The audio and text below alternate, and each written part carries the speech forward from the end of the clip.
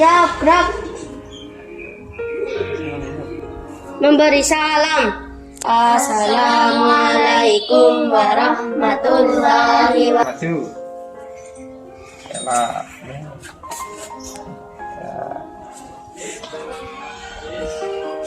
Assalamualaikum warahmatullahi wabarakatuh. Belajar pada pagi hari ini supaya belajar kita mendapatkan ilmu yang bermanfaat. Doa teman-teman, silakan coba. Berdoa dimulai. Bismillahirrahmanirrahim. Terima kasih Mas Tufel hari ini sudah memimpin doa teman-teman semuanya. Semoga dengan berdoa ya, kita mendapatkan keberkahan belajar kita. Berdoa juga menjadikan kita tenang ya, beribadah, sholat itu menjadikan diri kita tenang. Nah semuanya hari ini kita akan belajar di tema 8 ya, belajar. Belum kita belajar, Pak Guru ingin kalian kelihatan ada semangatnya. Ulangi, semangat pagi. Pagi, yes. Nah, anak-anak, seperti biasa kita belajar. Ya, kita tadi udah berdoa, udah semangat. Nah, seperti biasa kita akan membuat sebuah kesepakatan di kelas kita. Ya, kesepakatan. Nah, aku akan membagikan sebuah kertas.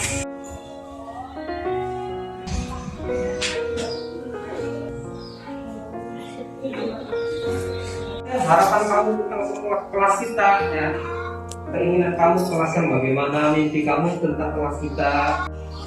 Nah, diharapkan kalian yang kalian tulis tentunya adalah kalimat-kalimat positif ya, kata-kata yang baik, kata-kata yang menjadi. Oke, ya sudah, Kayla. Ini Kayla, ya. Oke, coba dia. Salah baca punya dia yang keras. Harapan atau mimpi tentang kelas kita. 1. Saat pelajaran tidak boleh berisik. Ya. 2. Saat pelajaran tidak boleh bermain sendiri. Yang ketiga, kelas yang indah dan rapi. Kelas yang indah dan Rapi. oke, tepuk tangan teman-teman. Kalau mau baca punya teman, aku punya teman. Punya teman ya. Oke, baca file. Harapan mimpi tentang kelas kita. Kelas yang bersih. Kelas yang sejuk. Dilakukan. Sebagian besar tadi menuliskan mimpi kelas kita adalah kelas yang menyenangkan, kelas yang nyaman, kelas yang bersih, betul? Nah kemudian kalian juga menuliskan di kelas nggak boleh ribut, di kelas nggak boleh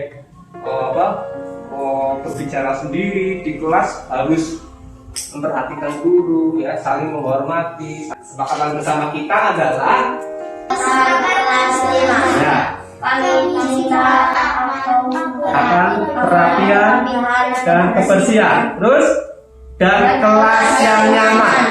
Kami saling menyayangi dan menghormati satu sama lain. Kami harus menjadi pendengar baik dan berkata bijak.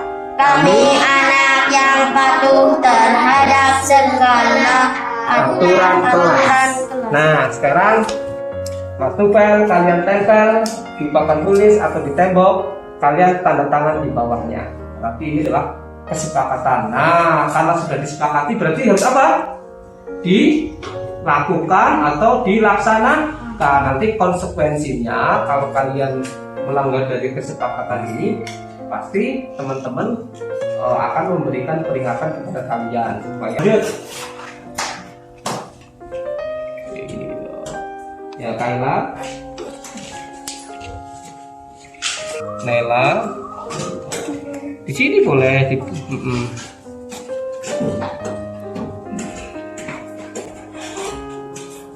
lembar kerja kalian, Pak Guru akan putarkan sebuah video tentang pembelajaran kita.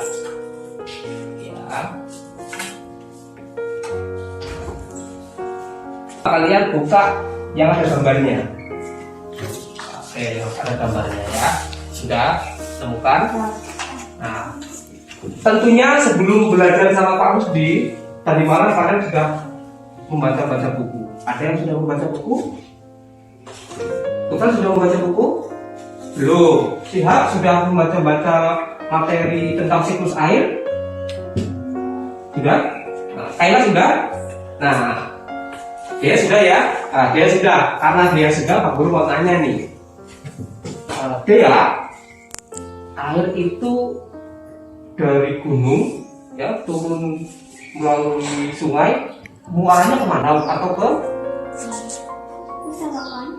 dari selokan, lalu terakhir itu loh yang luas menampung air laut. Nah, dari laut terus airnya akan menguap. Terus menguap terbawa apa? Bawa Angin. Terus lalu akan turun menjadi hujan. turun dari hujan. Nah, itu tadi yang dijelaskan sama dia, ini namanya siklus air. Nah, yang belum membaca, Pak Guru coba akan lihatkan ya.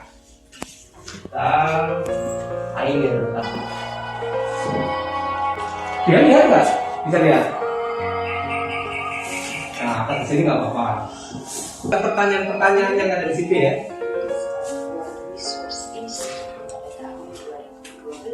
Indonesia menjadi negara terbesar ke-6 hasil ekspor di dunia dengan 1,98 miliar ton besar emisi karbon yang berasal sebagai akibat deforestasi dan degradasi hutan. Menghadapi sorotan dunia tersebut, pemerintah mengenal aksi nasional dengan emisi gas rumah kaca tahun 2010. Yang ada di posisi kita. Nah, anak-anak, sekarang Pak Guru minta kalian untuk berkelompok. Yang pertama, berdiskusi dengan temanmu untuk menjawab pertanyaan yang ada di situ. Yang A. Nah, gambarnya ada di sini. Nah, ini gambarnya. A, ini B ya, gambarnya ini kota, ini tanya baju. Nah, ini ada gambar. Ini A ya, gambar A. Ini gambar B. Yang gambar B ada dua, perkotaan dan hutan yang hancur. Ya, silakan kalian berdiskusi untuk menjawab pertanyaan yang A. Kak Guru kasih waktu ya.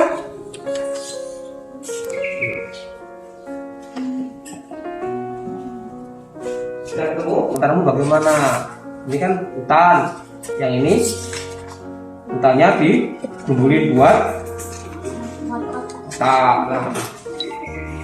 Oke.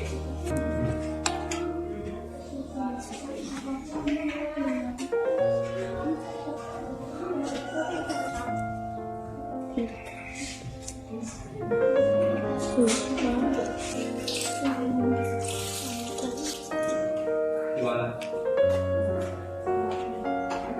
Kalau dua berubah seperti ini bisa nggak? Bisa. Ya, silakan pendapat kamu gimana? Kenapa bisa? Ya, tadi kamu sudah bisa lihat video kan? Nah, akhirnya walau musim hujan banjir bandang. Membuat kota lahan untuk pembangunan. Oh ya, karena manusia. Kembali ya. Nomor 1, apa komentarmu melihat kedua gambar tersebut? Gambar A, hutan yang dilindungi dan sejuk. Gambar B, jalanan perkotaan yang bersih dan rapi. Gambar B kedua, hutan yang ditebang. Gambar tersebut, kami tidak suka hutan yang ditebang atau dilindungi. Yang kedua, dapatkah lingkungan seperti gambar A berubah seperti gambar B? Apa yang menyebabkannya? Bisa karena manusia ingin membuat lahan pembangunan. Yang ketiga, dapatkah lingkungan seperti gambar B berubah seperti gambar A? Bagaimana caranya? Bisa dengan melakukan reboisasi. Dengan Bali. Tepuk tangan untuk kelompok B. makasih Mas Ihab. Oke. Yang berkaitannya dengan hobi dan minat kalian. Coba perhatikan. Tufail, kamu hobinya tadi apa? Bulu tangkis. Ya. Bulu tangkis ada nggak yang memanfaatkan dari hasil hutan? Olahraga yang memanfaatkan hasil hutan ada nggak? Nah, kamu membuat steak pasti dari apa bahannya? Kayu dibawa dari mana? Hutan. Oke, terus tadi Sihab hobinya renang. Sihab, cerita kembar yang ada di sini ini dulu itu airnya ngambil dari mana coba? Pipanya sampai dari Batu Raden. Nah, berarti kalau dari Batu Raden dan hutan sana airnya tidak ada, kolam renangnya di sini ada airnya nggak nanti? Ya kan? Buat main ski, buat main arung jeram. Arung jeram itu, tahu arung jeram? Yang naik perahu itu kan hobi tuh, berminat tuh. Guru pernah di Senayu dulu. Nah itu kalau airnya dari gunung, hutannya ditebang, kira-kira musim kemarau bisa buat arung jeram nggak? Nggak ada, cuma batu aja lewat. Nomor B. 1. Tulislah proses terjadinya air tanah. Air hujan yang meresap ke tanah melalui celah-celah dan pori-pori tanah. Yang kedua, tulislah faktor-faktor yang mempengaruhi berkurangnya ketersediaan air tanah. Pembangunan jalan menggunakan aspal, penebangan pohon, membuka lahan perumahan. Yang ketiga, tulislah kegiatan yang dapat dilakukan terkait dengan pemanfaatan air pada berbagai minat dan bidang yang anak-anak sukai. A. Dalam bidang olahraga untuk berenang. B. Dalam bidang seni untuk estetika. C. Dalam bidang ilmu pengetahuan untuk meneliti apa yang ada di sungai. Ya, sebelum duduk kelompoknya Kaila, ada yang mau ditanyakan ke kelompok terdepan? Ya, mau tanya? Nih dia mau tanya, ayo.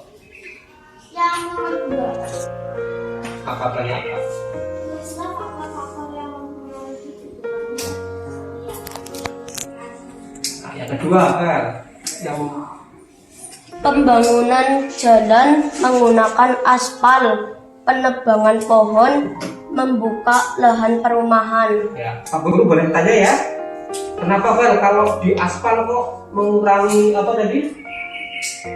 Air yang ada di sungai? Apa pertanyaannya?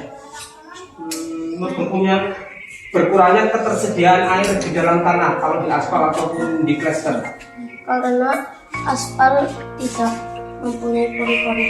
Tidak mempunyai, Pori-pori jadi tertutup ya lapisan, jadi airnya tidak meresap. Untuk kamunya. Tulislah proses terjadinya air tanah. Air bergerak meninggalkan tanah ke udara. Selanjutnya, air turun lagi ke tanah dalam bentuk air hujan. Air yang turun ke tanah ini ada yang masuk ke dalam sungai. Aliran di sungai ini akan dikumpul kembali di laut. Selain masuk ke sungai dan mengalir ke laut, ada juga air yang tergenang membentuk danau. Air yang turun ke tanah ada yang masuk dan bergerak ke dalam tanah melalui celah-celah dan pori-pori tanah serta batuan. Air yang masuk ke dalam tanah ini kemudian menjadi air cadangan atau sumber. Ya. Oke, nomor 2. Tadi kita sudah belajar mengeksplorasi gambar, bacaan ya tentang siklus air. Sekarang kita akan mempraktekkan, benar nggak sih yang kalian pelajari tadi bahwa tanah itu mempunyai fungsi yang baik dalam penyerapan air atau kecilin lagi. Nah ini kan udah, taruh aja. Nah. Nah, oke, kamu sudah. Kemudian kamu perhatikan pertanyaan-pertanyaan yang ada di kertas. Karena kertas itu kertas jawabannya. Biar waktunya pas, Kaila mungkin ambil kertasnya. Oke. Ada air loyang. Sudah jadi tambahan. Berwarna? ada karena batanya dipenuh, terus airnya menjadi berkurang, terus terjadi apa? Endapan yang airnya meresap.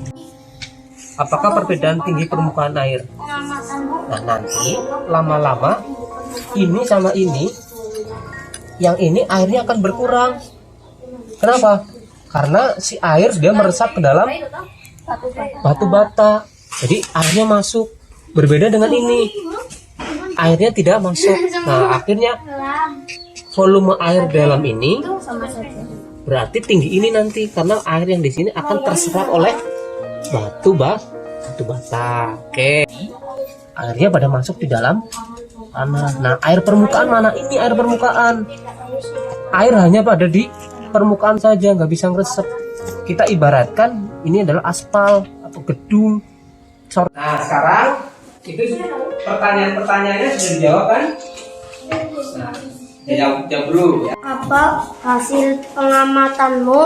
Adakah perbedaan tinggi permukaan air pada kedua loyang? Pertama jawabannya teman-teman. 1. Ada. Ada perbedaan. Apa perbedaannya? Yang di batu bata berkurang, kalau yang di batu ya berkurang. Ya, kelompoknya Kayla sudah. Coba, bagaimana Kayla? Dari kedua wadah ini, pengamatannya apa tadi? Airnya berkurang, yang di kerikil tetap. Oke, sekarang Naila baca yang nomor 6. Yang keras Naila. Apa yang terjadi pada air di loyang berisi batu bata? Apa yang terjadi? Air akan berkurang. Air akan berkurang. Nah, sekarang Apa yang terjadi pada air di loyang berisi bongkahan-bongkahan batu? apa yang terjadi? Air tidak meresap ke dalam batu. Oke, kelompoknya Kayla sama yang Air yang dikatakan di dalam apa nih? Tanah ya. Jadi di dalam tanah masuk ke dalam pori tufel yang mengandung batu bata, karena di dalamnya kasih batu bata ini yang sudah direndam dengan kerikil. Ternyata setelah kita biarkan air ini kurang lebih 1 jam, ternyata volume air yang ada di wadah yang isinya batu bata berkurang, yang ada kerikilnya tidak berkurang. Kenapa? Karena di sini airnya akan teresap ke dalam pori-pori yang ada di dalam batu bata. Kita ibaratkan ini adalah tanah. Kalau ini kita ibaratkan dengan tadi Mas Tufel, aspal, bangunan beton. Nah, kesimpulan dari percobaan yang kita lakukan hari ini. Nah, sesuai tadi Pak Guru sampaikan, nah, sesuai dengan bakat kamu, Mas Hap, bakatnya menggambar. Mana gambarnya Hap tentang air tadi? Nah, itu gambarnya Mas Hap. Oke, itu apa Hap? Dan Terus? sampingnya ini hutan. Itu hutan. Nah, yang akan terjadi banjir dong gimana? Yang gedung. Oke, tepuk tangan untuk siap sudah gambar. Siap. puisi tentang air. Air, kau sangat berguna bagi makhluk hidup. Jika tidak ada air, maka makhluk hidup akan ganggu. Ya, anak semuanya. Pak Guru sebelum menutup pelajaran ini, Pak Guru mau bertanya kepada 2 orang. Tufel, apa yang kamu rasakan di pelajaran hari ini? Merasa apa? Merasa bersenang. Senang, terus Bahagia. dapat pengalaman baru? Apa pengalaman baru kamu? Apa pengalaman baru kamu hari ini? Pelajaran hari ini tentang air yang di air. Oke, apa yang harus kamu lakukan dengan air? Menghemat air. Terus Pakai tidak berlebih. memakai air tidak berlebih. Contohnya apa? Menentukan Betul, keran. Mandinya kalau bisa satu gayung aja, nah, gitu, cukup satu gayung. Yang penting secukupnya. Apalagi tidak membuang sampah, terus menanam pohon. Nah, itu adalah sudah ditutup sama Kaila kesimpulan pembelajaran hari ini dan hikmah yang bisa kita ambil dari pelajaran hari ini. Apa tadi? Save the water atau hemat air, menjaga kebersihan sungai, tidak membuang sampah sembarangan, kemudian menanam pohon, ya, penghijauan, tidak merusak ekosistem yang ada di air, ya. Jadi kita pelajari dari awal sampai akhir. Kata kuncinya adalah di situ kalian supaya apa? Supaya paham bagaimana air harus dijaga. Ya, coba kalau hidup kita tanpa air, bisa. Oke, anak-anak semuanya, pelajaran hari ini kita, yuk, ya. doa mulai.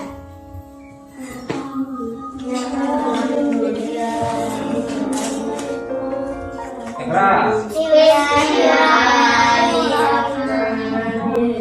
Oke, anak-anak, sebelum pulang baca sekali lagi kesepakatan kita supaya nggak lupa. 1, 2, 3. Kesepakatan kelas 5. Kami cinta Perhatian dan kebersihan dan kelas yang nyaman. Kami saling menyayangi dan menghormati satu sama lain. terus Kami harus menjadi pendengar baik dan berkata bijak. Kami anak yang patuh terhadap segala aturan kelas. Ya, ini diingat-ingat, diterapkan baik kamu di sekolah maupun di rumah. Insya Allah kalau kesepakatan ini selalu kamu ingat, kamu akan menjadi anak-anak yang selalu di dalam kepala kalian, di otak kalian positif, kebaikan, sehingga kamu akan menjadi anak yang baik. Demikian pelajaran hari ini dari Pak Guru. Assalamualaikum warahmatullahi wabarakatuh. Bapak Ibu semuanya, Bapak Ibu guru yang hebat, pada pembelajaran yang telah kita laksanakan, pembelajaran berdiferensiasi dengan mengimplementasikan nilai-nilai positif yang ada di kelas dan mengintegrasikannya dengan pembelajaran sosial emosional, kita ketahui bahwa pembelajaran ini sangat menyenangkan bagi anak-anak, di mana pembelajaran ini membuat anak-anak merasa kebutuhan belajar mereka terfasilitasi dengan baik. Karena anak-anak menikmati pembelajaran ini dengan penuh kebermaknaan, maka pembelajaran ini dirasa sangat pas sekali dengan anak-anak kita. Nah, perasaan yang ada dalam pembelajaran tersebut bagi saya sebagai seorang guru, ternyata pembelajaran dengan diferensiasi sangat menyenangkan dan tentunya sangat bermanfaat untuk anak-anak kita. Di mana pembelajaran ini kita tidak membeda-bedakan anak-anak, di mana kebutuhan anak-anak dapat kita fasilitasi dengan baik, baik dari segi profil belajar, kemudian diferensiasi dalam hal persiapan belajar, maupun diferensiasi dalam hal minat maupun bakat anak-anak. Sehingga dengan pendekatan-pendekatan tersebut dalam pembelajaran, anak-anak merasa enjoy, anak-anak merasa senang karena berkaitan dengan apa yang mereka butuhkan. Pelaksanaan kegiatan pembelajaran diferensiasi ini, di mana mengintegrasikan pembelajaran sosial emosional, kemudian nilai-nilai positif di dalamnya, tentunya tidak terlepas dari perencanaan yang kita buat. Perencanaan yang pertama adalah pemetaan terhadap diferensiasi kelas, di mana kita bisa memperhatikan diferensiasi yang ada di kelas kita. Diferensiasi kesiapan belajar, diferensiasi terkait dengan minat dan bakat, diferensiasi produk belajar anak-anak, maupun diferensiasi dari profil gaya belajar. Profil belajar ini bisa gaya belajar anak secara auditori, gaya belajar anak secara visual maupun gaya belajar secara kinestetik. Jadi pembelajaran yang nanti akan kita terapkan di kelas, minimal kita bisa memperhatikan diferensiasi yang ada di kelas kita, sehingga kebutuhan anak akan belajar sesuai dengan kehendaknya, sesuai dengan keinginannya, sesuai dengan minatnya dapat kita laksanakan dalam tahap perencanaan. Kemudian selain itu, dalam mengintegrasikan nilai-nilai positif, kita juga merencanakan hal-hal yang tentunya harapan maupun impian dari anak-anak dalam kelas kita, apa saja yang boleh dilakukan di kelas dan apa saja yang tidak diperbolehkan di kelas, adalah menjadi sebuah persyaratan kita untuk membuat sebuah kesepakatan yang merupakan nilai-nilai positif yang ada di dalam kelas. Kemudian yang ketiga adalah merencanakan bagaimana mengintegrasikan sosial emosional, bisa bersifat protokol yang merupakan sebuah kebiasaan yang nantinya akan menjadi budaya, maupun bersifat integrasi di dalam kegiatan pembelajaran. Protokol, tata tertib, aturan, dan kebiasaan. Integrasi adalah pembelajaran yang sosial emosional di dalam kelas. Dari pembelajaran yang kita laksanakan, tentunya kita mengalami beberapa kendala yang kita rasakan di dalam kegiatan pembelajaran. Kendala-kendala tersebut antara lain adalah bagaimana kita dengan bisa luwes, bisa mengalirkan karakter-karakter positif, nilai-nilai positif yang ada di dalam pembelajaran sesuai dengan skenario. Kemudian yang kedua adalah bagaimana diferensiasi yang kita tadi petakan menjadi pembelajaran yang penuh bermakna, menjadi pengalaman-pengalaman baru buat anak-anak. Nah, itu adalah beberapa kendala di mana kita harus bisa membuat diferensiasi ini tidak mengkotak-kotakan anak-anak, dalam artian kita tidak membuat sebuah pembelajaran di kelas dengan pendekatan sesuai dengan jumlah siswa, tidak, tetapi kita berdasarkan dari pemetaan diferensiasi. Inilah yang menjadi kendala kita sebagai guru saat kita membuat pembelajaran diferensiasi. Kita seolah-olah membuat pendekatan sesuai dengan jumlah siswa, jadi tidak, kita sesuaikan saja dengan pemetaan yang ada. Untuk rencana kedepannya adalah perbaikan pembelajaran ini, tentunya kita lebih memperhatikan terhadap pemetaan yang ada.